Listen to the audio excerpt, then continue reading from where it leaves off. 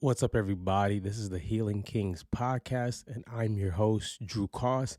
Today, I'm going to talk about something that James Clear missed in Atomic Habits. No, he didn't miss it, but I want to piggyback off something that he said, something that I've used for my life for years, and something that I know is going to help you guys out. So, in this episode, we're going to talk about, how do you build habits? Why do we build habits? How do you break habits? I'm a firm believer that if you have good habits, you can have a different lifestyle depending on those habits. If you have habits that deter you a lot, aka bad habits, that's going to also affect your life. So let's just dig in. I had a student and they wanted to build a habit of posting consistently on social media. Social media is a big part of their business. If you're not using social media as a business owner, it is something that you should think about because media is important and a lot of social media is free advertisement. And their habit that they currently had was they were going to post once a week.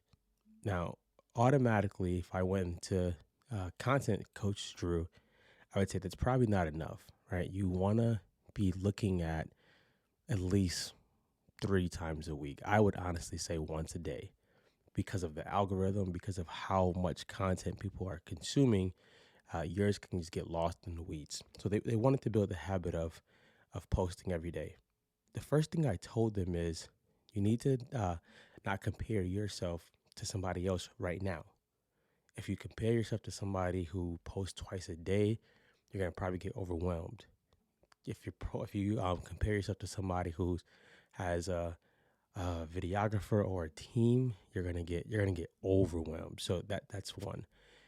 You don't need to compare yourself to anybody else in a way where you feel that you need to become them.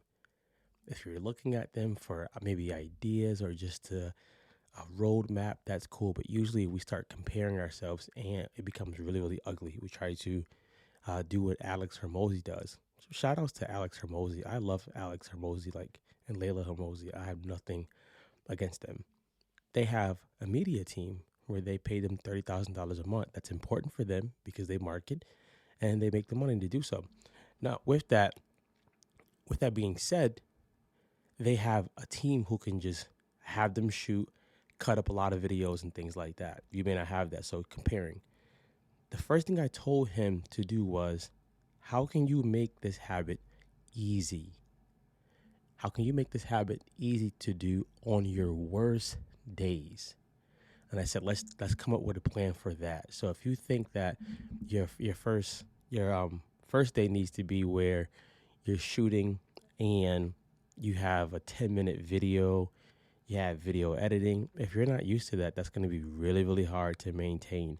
The goal for habits is to make it a lifestyle. The goal for habits isn't to have just a finish line. It's to become a lifestyle so that it becomes a part of your life. So I said, how can you make this easy?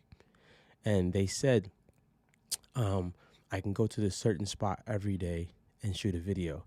And I said, what if it rains? What if it snows? Can you still get to that spot? You want to think about, am I making it easy or am I making it hard? So I said, instead of thinking about a spot specifically, how about we think I'm going to just turn my phone on every day, right? It could be at a certain time, it could not be. I'm going to turn my phone on every day and I'm going to shoot this video. I'm going to make sure that I check it off and I give myself a small reward after every 5 days or something like that. Make it easy to do, but also make it easy where you don't actually make it easy to do on your worst days. When we try to form new habits, we often don't think that we're gonna get discouraged. We're not gonna feel motivated all the time. We're not gonna feel as inspired as we did on our first day. Those things happen. Those things happen. You can't get around those things. So first one is, how can I make it easy? If we put like a subject or a subtopic, how can I make it easy to do on my worst days? The second thing would be, do I have, am I clinging to an identity that I'm not willing to let go? Usually habits are really hard because we feel that things have to be a certain way all the time. This is who I am. This is how I always do it. That could be further from the truth. Are you willing to let go of part of your identity to build this new habit? Can you? One thing that was hard for me when I was building a new habit was the habit I wanted to build at the time was I went from studying for an hour to studying for 30 minutes. I was getting more out of the 30 minutes because the hour was just it was so early in the morning. The hour was making me dreary. I was in and out of my thoughts. 30 minutes became way better for me. I could hit it every day. I was learning, I was receiving, but my identity, so to say, was telling me if you're not doing an hour, it's not right. It's not right. So getting unchained or unshackled from your identity is a issue. How do you do that, Drew? You slowly stop worrying about the old identity and you slowly start pouring yourself into the new identity. What would I do now? This is who I'm becoming. What I was before is okay, but I'm becoming somebody totally new. Become okay with that. When we usually look at habit breaking, we usually look at habit breaking as this is so bad. I should not be doing this. This is harming me so much. I should know better. You don't need to have this whole you don't need to start judging yourself and be condemned and things like that. You could literally just start going towards a better habit. I suggest that. So I want to make it easy to do. I want to also make it easy to do my worst day. I want to unhinge or um, not be chained to my old identity when I'm forming or breaking new habits. The next one is the consistency muscle. What is this gonna look like? I'm all about starting small. I like small starts. I like small starts for the sake of if you start small, you can actually build momentum versus having to always come back down. So even when people start off with fitness, some of the goals I give people starting off with fitness is can you go to the gym 3 days a week for 15 to 30 minutes? And they're like, I really want this. I'm going to go every day. I'm like, yeah, you're going to do that for 2 weeks. And then the third week, you're going to figure out that it's not going to be as easy as you thought it was. How can I make this easy? How can I not um, cling to this old identity? But how can I make this a journey of consistent wins or just consistently showing up? I need to start small. I need to start small. One of my goals, I've done videos a lot, but one of my goals from December to March was to shoot 70 videos and them be 10 minutes long or more. Now, for some people, you may say that's a lot of time.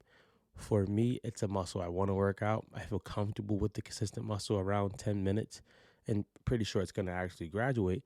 But it's something that I know I can carve out 10 minutes in the morning. I can carve out 10 minutes to get this done. And it helps me. There's nothing wrong with starting small. Starting small increases momentum, motivation, the muscle of consistency, and it also helps you get out of your head when you don't have a lot of time. Now, if I told this person, 5 days a week, 30 minutes would be better, it might be, but not right now. So you have to think about these habits that I want to form. Can I do these in the season of my life right now? When I had Aaliyah, when she first was born, certain things were not making sense for me. Like I couldn't go to the gym for as long or as much as I wanted to because I had a different priority at that time. I had something else that was in the time frame that I would be doing something else. So be willing to adjust also, but be willing to start small. So to summarize this, you want to make sure that you can make it easy to do on your worst days. Make it easy. You don't need to make it hard. Everything doesn't need to be like a big task. The second thing is I want to unhinge or be unchained from the old identity. The third thing is I want to be consistent and I can start small. So here's the challenge I want for you. I want you to write down one habit you want to make or one habit you want to form, or one habit you want to become, so to say. And I want you to think of one habit that you want to unhinge from, or one habit you want to break. Let me know what those are, and I want to give you some tips and tricks on how you can actually do that beyond what we just talked about in this podcast. As always, guys, go be great.